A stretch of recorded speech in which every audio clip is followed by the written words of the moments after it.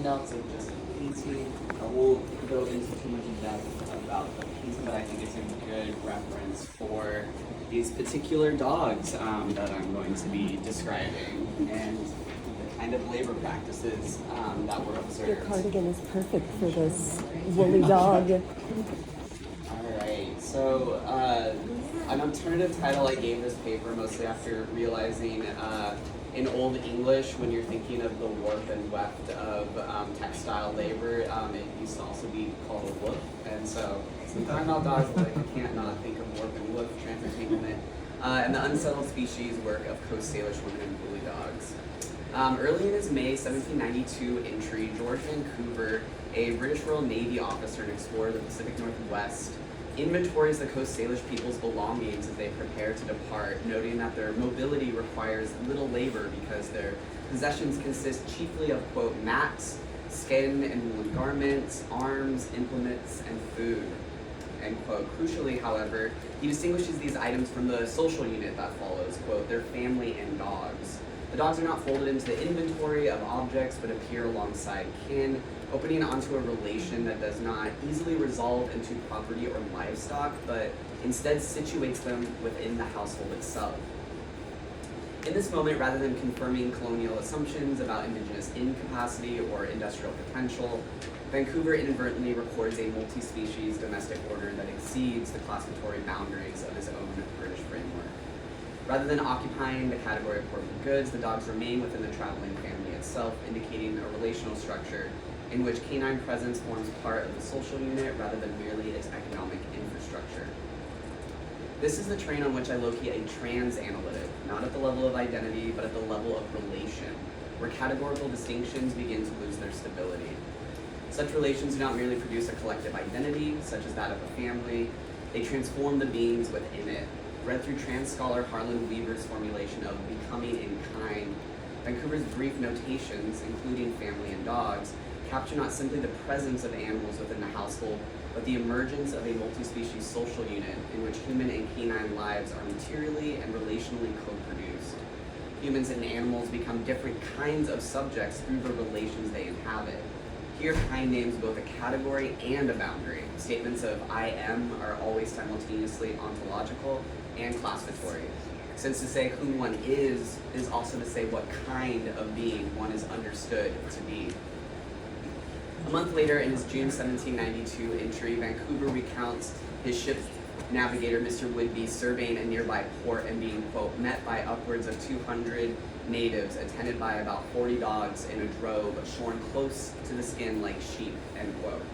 Here, Vancouver's language fractures. On the one hand, humans and dogs appear together as a single social presence, collectively meeting Whidbey at the shoreline. On the other, his use of drove and the simile like sheep works to reclassify the dogs as livestock, reinscribing them within an extractive and pastoral logic. Weaver's framework helps make legible the non-hierarchical human-animal relation that persists, despite Vancouver's extractive framing, and more importantly, the way this relation transforms the subjects within it. If Vancouver's account registers a moment in which the boundaries between species and kinship begin to blur, John Ledyard's 1783 recounting of Captain Cook's 1778 voyage works to restabilize those boundaries through the language of kind. Describing Coast Salish garments, quote, made with the hair of their dogs, which are mostly white and of the domestic kind, end quote, Ledyard explicitly situates the dog within a classificatory framework that renders it legible as property, even as the textile itself within Coast Salish craft depends upon a complex multi-species relation that exceeds such categorization. At the same time, this classificatory coherence is unevenly distributed. While the dog is stabilized within a recognizable kind, domesticated, indigenous people remain outside its terms. Of the garment, Ledyard notes that whale hunting is, quote, displayed very naturally, yet adds on that, quote, we saw nothing so well done by an indigenous person in our travels, end quote, suggesting that while the act is convincingly represented, it was not witnessed in practice. In this formulation, the dog is stabilized within a recognizable kind as domestic, while indigenous people are displaced from the category of man in Sylvia Wynter's sense of the fully realized human, positioned instead within this liminal space of legibility that grants neither full personhood nor animal status. This produces a contradiction. The garment woven from canine hair and displaying scenes of whale hunting is acknowledged as a highly skilled and natural representation, even as indigenous participation in the act itself is rendered implausible. Here, kind operates as a technology of separation that differentially allocates legibility. It stabilizes the dog as domestic while rendering indigenous people liminal, neither domesticated animal nor white man, neither property nor agent within this colonial system. A transanalytic makes visible this contradiction not as error, but as the ongoing work required to stabilize categories that are at the level of material practice already entangled. Colonial observers can accept Coast Salish representation while refusing their reality. A similar translation appears elsewhere in colonial writing. English Royal Navy officer and Arctic explorer William Pole Cooper describes in his 1853 book 10 Months Among the Tents of the Tuskegee how during a 26-day venture, indigenous persons refused to eat one of the white men's dogs despite starving because, quote, their superstition held that the dog is their brother, end quote. In contrast to Vancouver, who records woolly dogs as adjacent to the family's social unit, Cooper confronts a more explicit indigenous claim, not that dogs are like family, but that they are family, brothers. This marks an escalation in the colonial encounter from a relation Vancouver can partially register to one that must be actively recoded by Cooper.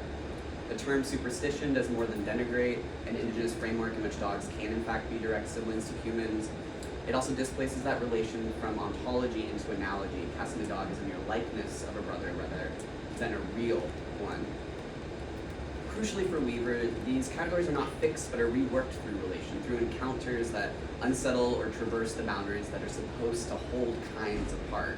Returning then to Vancouver with this framework in view, his account reveals the limits of that relational perception. When Vancouver turns to describing the animals themselves, however, this relational observation, his earlier positioning of dogs alongside the family's social unit, becomes difficult for him to sustain. Confronted with dogs bred for fiber, he translates the practice into the only model of animal domestication available within his conceptual vocabulary, English sheep husbandry. The dogs, he writes, were, quote, all shorn as close to the skin as sheep are in England. As a result, the distinctive Coast Salish practice of canine fiber production becomes legible to him only by analogy to sheep. What Vancouver encounters is therefore not simply woolly dogs, but a domestication system organized around multi-species textile labor, one that his pastoral assumptions render visible only by transforming the, quote, Pomerania-like dogs into sheep in disguise, and thus a mere approximation of English industry. This reduction becomes especially clear in Vancouver's attention to the animal's coats, which he describes as composed of, quote, very fine hair, capable of being spun into yarn. In this formulation, the dog becomes metonymic for the fiber it produces, a living body collapsed into the material it yields. Rather than appearing as a participant in that multi-species household economy, the dog is rendered a portable fiber substrate. Its relational role with Coast Salish women's textile labor translated into the language of extractable raw material. And I'm happy to talk a little bit more about how Coast Salish women work with these dogs. In this way, Vancouver's account records the woolly dog system only by stripping it of the relational structure that made it possible in the first place. This misrecognition is not only species-based, but also gendered. Though never remarked directly on within these colonial observations that I've gone over here, the woolly dog's role within Coast Salish life was structured through women's labor and authority. George Vancouver then offers a critique of this Coast Salish system. Observing the quality of Coast Salish garments, he concludes that they could not be made entirely from woolly dog fiber, and speculates instead that the, quote, animal from whence the raw material is procured must be very common in the region. Yet he simultaneously notes that the Coast Salish people he encounters have, quote, no one domesticated excepting the dog. For Vancouver, this appears as a missed opportunity. If the animal producing such valuable fiber is abundant, he assumes it should be domesticated and incorporated into a more efficient system of production. What Vancouver misrecognizes as a failure to exploit resources is better understood as evidence of a different relational order, one in which the woolly dog already occupies a specialized role within a multi-species textile economy rather than functioning as one resource among many in a system of maximized production. Additionally, when Vancouver asserts that the quality of the wool is so fine that it could, quote, only be obtained by hunting the wild creature that produces it, end quote, he simultaneously implies that the woolly dog itself cannot produce such high-quality fiber, thereby recasting Coast Salish textile production as incomplete, insufficient, or mistaken. Dr. John Scalar in 1824 directly corrects this assumption, noting that indeed, quote, blankets of dog's wool are very common in the area. While rejecting Vancouver's hypothetical wild animal, Scalar nevertheless reframes the value of the textile. He notes that while Coast Salish blankets are, quote, superior in durability to those of Europe, they are far from being so comfortable. Read through this vocabulary of durability, the dog, its fiber, and the indigenous weaver risk collapsing into a single colonial metonym in which relational labor disappears behind the material properties of the textile itself. And I'm thinking still here with like Kyla Schuler's Biopolitics of Feeling, and see Riley Snorton's Black on Both Sides, as well as others. This pattern extends beyond Vancouver and Scalar to a broader colonial archive in which indigenous relational worlds are repeatedly translated into extractable matter. As Elizabeth Povinelli talks about in Geontologies, such forms of life are not simply misunderstood, but reclassified, shifted from ontological reality into registers of simply belief, symbolism, or mere animist mysticism in order to render them governable. In this process, indigenous life risks being bracketed not as capital L life, but as a form of matter to be managed. What is reduced is not only relation, but the status of those relations as capital L life itself. Scalar's comparison thus does not merely evaluate textile quality, it repositions indigenous production within a hierarchy of value that privileges British standards of comfort, refinement, that feels very Schuler to me, and use. What is rendered durable is also what is rendered available for extraction. Where colonial observers repeatedly translate relational worlds into extractable matter, Coast Salish narrative traditions make those relations unmistakable. So I'm hopping ahead a little bit, but it's still within this Coast Salish framework timelines. In the folktale often referred to as the dog husband, transformation is neither linear nor evolutionary, but relational and layered. Thelma Adamson, one of the first women to conduct ethnography in the Pacific Northwest, introduces this folktale, The Dog Husband, as well as the rest of this 1934 collection, as referring, quote, to the time when all animals were people. Rather than metaphorical or symbolic, I argue this formulation indexes a cosmology that does not posit a foundational divide between what we would call animal and human. Instead of interdifference, difference between bounded kinds, the folktale suggests a form of intradifference in which animal and human animal name variations within the same field of being. In this sense, animal does not designate an outside to the human, but a shared condition within which different forms emerge and unfold. In this folktale, a young woman becomes pregnant by a dog who has transformed into a man. She gives birth to 4 male pups and 1 human daughter.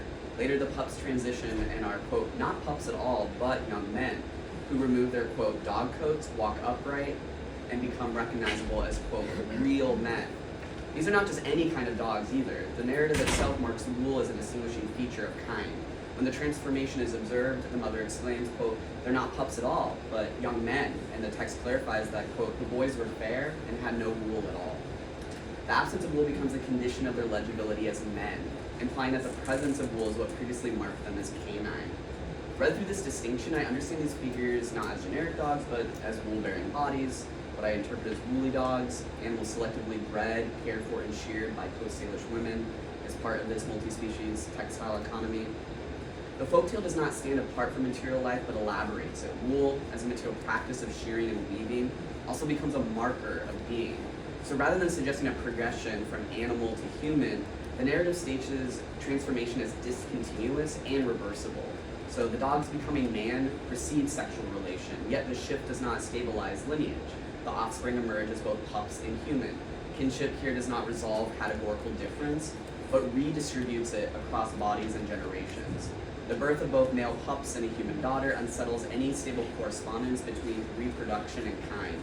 Offspring do not follow from origin in a predictable way.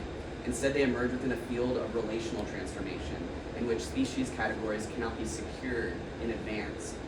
So the moment in which the dogs, quote, removed their dog coats and laid them down, when the boys removed their dog coats and laid them down, is especially striking. Dogness appears neither fully internal or fully external to the body. It is material, wearable, and animate. The coat suggests a layer of being that can be taken up or set aside. In this sense, the narrative attributes a kind of agency to wool, and by extension, the skin itself, positioning matter not as inert substrate, but as participating in forms of life and relation that can be reanimated at any given time. The phrase real men marks a moment of recognition rather than origin.